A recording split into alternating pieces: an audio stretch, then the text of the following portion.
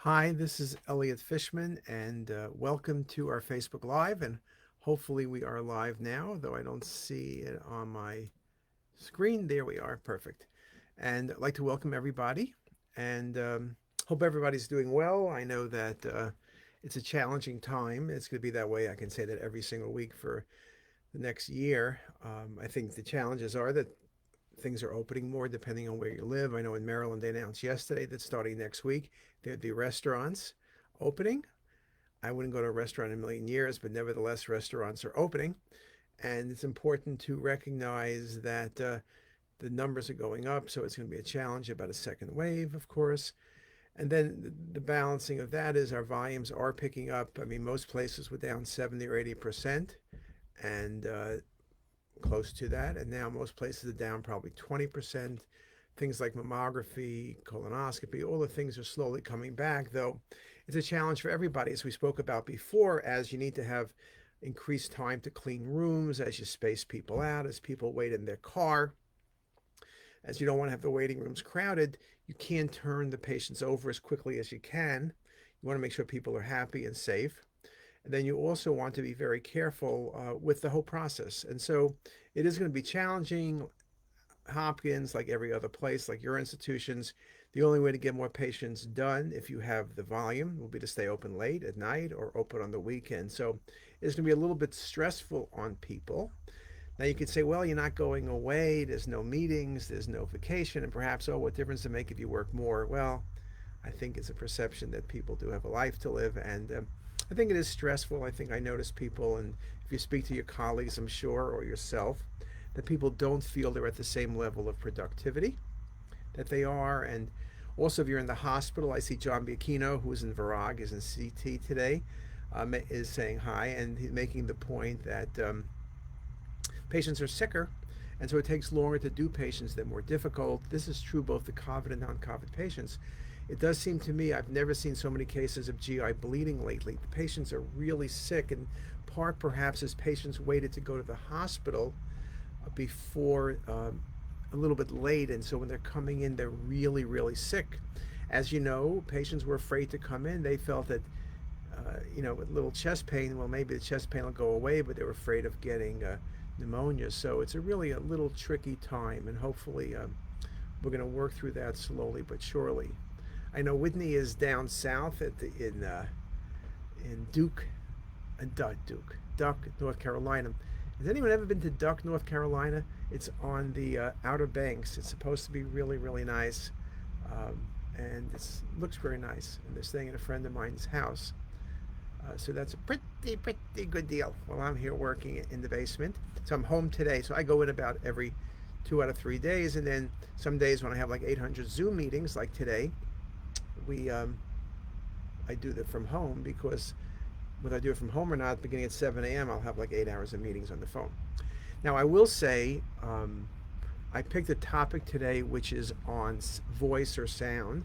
Now, I guess perhaps maybe some of you may have thought that the reason I picked that topic was I wanted to speak about voice or sound, that all we do is not see people anymore, but we hear them. And those of you who are at hospitals, and particularly in academics, but everywhere else, you're at a million Zoom calls. Now, Zoom was kind of cool in the beginning because you thought how efficient it was, but now there are psychiatrists writing articles about why Zooming is driving people crazy. That it's wearing. You're sitting in a chair. You're just looking at people's faces or black screens, and you're hearing voices, and so that's voice, right? That may not be the best voice because most people, I think, they don't show their face, right? They have a little black box. So while they're on that screen, they're doing something else. Maybe they're eating lunch. Maybe they're having coffee. Maybe they're working on something else. I can't say that I'm cropping slides through a lot of Zoom calls, but maybe yes, maybe no. Fortunately, when you're black on the Zoom, nobody can see what you're really doing. If they always saw you, you would have to like comb your hair, which I did just now, have to dress up, which I just did now. So it's something interesting.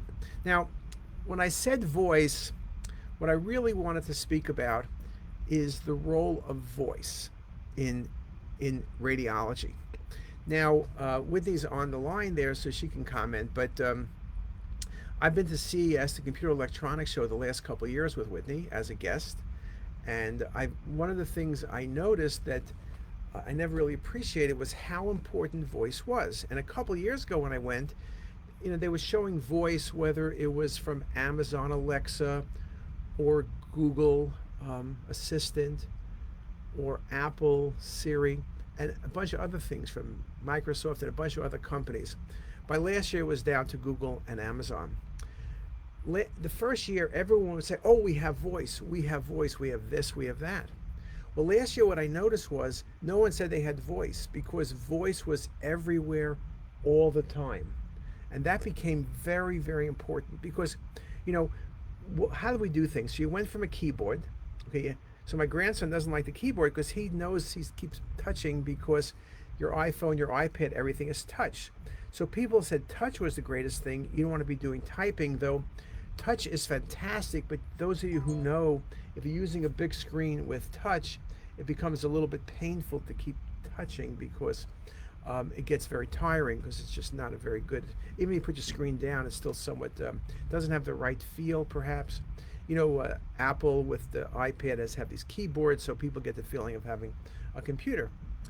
But what became clear from that meeting was that voice was going to replace the screen touching. With screen touching was state of the art. You had a refrigerator where you press things, you have a microwave where you put the things.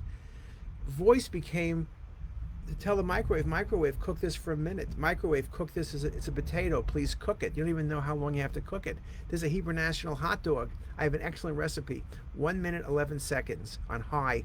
Excellent Hebrew National hot dog. But you don't have to repeat that every time. Maybe you press the wrong button and you burn the hot dog or something. So you really want to be able to be very, very careful. So voice became the way to go. And so there was voice, whether it was voice for your refrigerator, whether it was voice for your exercise machine, whether it was voice for your TV. I have this TV set. I don't even know how to use it. I got like 9,000 channels. I can't find anything. All I want to say is play Sesame Street. Play Daniel the Tiger, the latest episode. Play The Lion King. Play The Lion Guard. All the things I play now. Why am I looking and touching and doing? You should do that with all voice. And we had a speaker, David Abitsky. We wrote an article. We just submitted another article with him. We wrote an article a couple of years ago with him that's published in JACR. David is the key evangelist for Alexa. And his point is just that the voice is going everywhere. And no one's advertising voice anymore because it's there. Now, I did notice, if you want to argue who's better, Alexa with Amazon or Google Assistant, all of the companies by last year decided they weren't going to fight it out. Both were going to be very successful. And so you buy a device, it's not a VHS or an 8-track. You buy it, whatever you press, whichever one you want, you're going to have. So that's going to be very, very good in that regard. Now, the other thing is, so you say, okay, the voice thing is really good. Voice thing is really good. Okay, but then you have to go one step further. So voice was moving at a certain pace. As I said, just in CES in a year, it went from something cool to something that was built in and no one even mentioned. But then you had COVID. Now you're afraid to touch the elevator button. Now you're afraid to open your office. Now you're afraid to give someone your credit card. Things that you touched that you never thought about touching, you never washed your hands, you grab this, you grab that. Now that doesn't work, because now if you touch the elevator, you're doing the elevator with your elbow to try to bang it. You're using your foot to kick the door open. You're not touching anything. Well, think about voice. So if your elevators run voice, you would say 3rd floor, please. 5th floor, please. 84th floor, please. Okay, I'm putting the please in there. I'm being nice. If you think about voice, I need to call a doctor, because there's an unsuspected finding on a CT scan. I got to look up his name, I get his number, then I got to dial on my phone.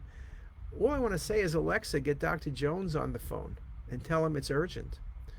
Well, Alexa knows all my phone numbers. Alexa will get it for me. Why am I wasting time? It's faster. Alexa will often have a list, then have a list of everyone I called up. I can print the list out if I wanted. I can say, Alexa, what's happening? What do I have to do today? We talked about when David Abitsky spoke about how Alexa in medicine in general for patients, it shows if you call patients up on the phone and say, do you take your medicine today? You'll have an 80% compliance rate, 20% most of the time if you don't call patients. If you have an Alexa, if I gave you an Alexa or if I gave you a Google Assistant, I have Google Assistants because my son-in-law works for Google. So I got this nice assistant, which is unplugged at the moment. But if you put it in there, your Google Assistant will tell you, hey, it's Monday, it's your third day post-op, you need to look at the bandage, this is what it should look like, these are the meds you need to take, you need to walk, you have an appointment 4 days from now. Imagine the strength of that. You do that when you're in the hospital. Patients sit around the hospital, let's say a Whipple's procedure in the hospital for 7 to 10 days waiting to get discharged. Then you get discharged and some nurse tells you all the instructions in a hurry and you can't remember what to do. But if all the instructions were built into your Alexa, which is $20, and they give you an Alexa, you plug it in and it knows everything. And even when you're in the hospital, they give you that Alexa box. On day 3, it says, Mrs. Jones, you're on day 3. The bandages will be changed today. Make sure you take your medications, and we need to walk up and down the hallway 3 times. If you have any pain, some pain's expected, but if it's more than a little bit, please tell Dr. Wolfgang, for example. All of these things really are a way of thinking about how we do things differently. Whitney Zember, who's online, wrote an article, and hopefully it's being edited now for JACR, talking about how with COVID, like many changes, there'll be scars versus scabs. There's some things we're not doing now, which is not going out to eat, for example. We know if they get a vaccine, we'll go back out to eat. We're not going to baseball games or football games. I'm not going to go anyway, but many people will go. I'll go to Las Vegas. I wouldn't go now. So that's going to get back to normal. But there are many things that the progress of which has escalated. Telemedicine is one of them. Some people had telemedicine, most people didn't. But now places that said we would never do telemedicine are doing telemedicine. And yes, people will go see their doctor, but telemedicine in a 3-month period probably did 10 years of progress. I think the same thing with sound. People are now going to be forced to really think about it. Where sound was gradually coming in. I mean, Kohler from the bathrooms, put the shower on, give me at 103 degrees, give me a sprinkle, give me the fast, make it hotter, make it faster, make it slower. All that was shown last year, but it wasn't there. But soon it's going to be everywhere because you're not going to be wanting to touch surfaces. And if I could just say, Siri, I love Apple, but Siri just is not the greatest thing in the world. I mean, Siri, every once in a while it gets it right. Most of the time it gets it wrong. Then you start cursing at Siri. And I know they fired the head of Siri. I don't know why it took them 9 years to do that. And they got someone else, so perhaps Siri will get better. But if you use Alexa, and I've been experiencing now with a Google Assistant, it's perfect. If I asked it, tell me the greatest website in the world for CT, it would say CTisus. Tell me the greatest radiologist. I'm not telling you what it's going to say there. But the point is that voice is going from something that's kind of cool, that maybe it seemed like something you thought about, all the buttons to houses. Instead of ringing a button, will be voice activated. Many things. In your car, you're seeing a lot of voice activation already, Tesla, other companies, but I think this is going to escalate it. And surely in high-touch places, in your home, in hospitals, in businesses, you're not going to push the door. You'll say, open. Maybe there'll be a foot pedal will automatically happen, but I think you're going to see a lot more of that, and I think that's going to really happen. I think in radiology, the same thing. I think when you think about everyone typing on the keyboards, you're going to call up, give me Susie Smith. I want the CT pancreas protocol. We're going to inject 5 cc's a second for 110 cc's. And I want to reconstruct it with our SET protocol for pancreas, which is axial, coronal, sagittal, focused pancreas, 3D volume rendering, 3D cinematic, and MIP. So I think voice also speeds things up. Now, and voice is very good now. It used to be that if you had a small accent like me, you come from New York, the thing wouldn't understand you. it would, no matter what you said, it would kind of mumble something or other. I remember in the beginning with voice, if I did a Yiddish accent, like I was back in the Catskills, it would understand me. If I did my regular accent, it wouldn't understand me. So it was, I can say, oy vey, what's happening? It would understand me. If I said that in English, it wouldn't understand. So it's always going to have some issues with voices and nationalities, but it's gotten so much better that typically male or female, if you're tall or you're short, if you're from India, China, Israel, the US, Russia, France, Germany, wherever it is, regardless of your accent, it learns it. And it learns it from children. You know, people who have Alexa or Google at home and they have small kids, they have to block their kids because otherwise the kids are ordering Alexa. And the next thing you know, you have 10 pizza pies sitting in front of your door and you have 1,000 Lion Kings. So the hottest thing here is Lion King. Look at this cool thing I got. This is Keon, I think. And my favorite is one of those, not coyotes, whatever those things are. This is Ed. You know, here, where is it? There, Ed. Top. See, he's the guy with the tongue out. There's like three of these other guys, but that's the Lion King. I'm sure many of you don't know what I'm talking about, and many of you do know what I'm talking about. So, but voice, I think, is going to be very big. I think in terms of medicine, in terms of office space, in terms of elevators, in terms of door, things that have high touch points. I think people are going to build in, as they do new construction, as they redo things, build in the technologies that are going to protect us not only now, but for whatever comes on the road ahead. I think the understanding, technology is really developing fast, but I think it's crises that push technology fast and forward. So if anyone has anything they want to comment on, questions, or even just their own personal experience, let me know.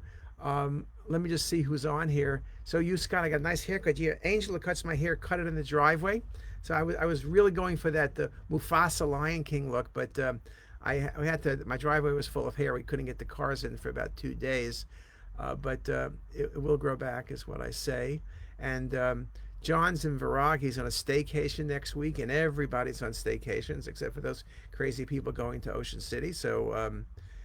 You, Scott, says we've been real busy in the ICU, and that's very true. Our techs are doing an incredible job. As I mentioned, the patients are sicker than ever, and the intensive care unit patients, COVID or non-COVID, are just really sick. There's B. Mudge sitting in her office in the Zayed building. And Cassandra's and Jayhawk. So we got people from home. We got people from Virag, Jayhawk, and Zayed. Those are our three main places at Hopkins. And then Lydiana. Lydiana says hi to B, and Lydiana's in Palo Alto, which is a really good place to be. I know from my friends that area really didn't have the high numbers, fortunately, at Stanford Hospital. And California locked down early, which helped decrease the numbers. Though I know there's some challenges now in certain areas. There were this morning, like Santa Clara, where they've opened things up and maybe opening a little bit too quickly. So time will tell on that. So if there are no questions, I think we're going to be showing you some really good stuff with sound. Obviously, everything we do is sound from Facebook Live. Oh, well, this is Facebook Live, obviously.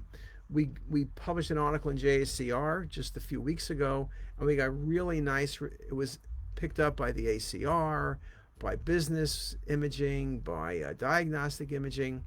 It was kind of funny. The articles made it seem like it was the first time we had ever done a Facebook, and it was related to COVID and to shielding. That's what the article was about. And of course, we've been doing Facebook Live since the week Facebook started Facebook Live. So we've probably been doing it, which seems like a lifetime, but it's probably been 5 years. And I think it's a very good way of communicating. With that, I'll thank everybody for their attention. Again, anyone has any ideas or suggestions for topics for next week or the week after? One of the things I have a challenge with at times is figuring out what topics we should do. Every week I have to give it to Lily, and Lily will tell you that I kind of pause for a bit trying to think about what we should talk about. I know Mahesh, who's our physicist, who's spoken before, very popular on CTisus for Facebook, wants to do a Facebook Live on how to clean your scanner. So if you think that's a really good idea, and I know it is a good idea, we're going to do that. We try to do that maybe next week, even if he's around, and think about that because I think one of the things that everybody is concerned about is how do you clean your room? How do you do enough but not too much? How do you do it with scanners? The challenges of CT versus ultrasound versus MR versus plain radiography are definitely there. So, with that, I'll thank everybody for their attention, and I hope you have a great day, and we'll see you next time. Bye.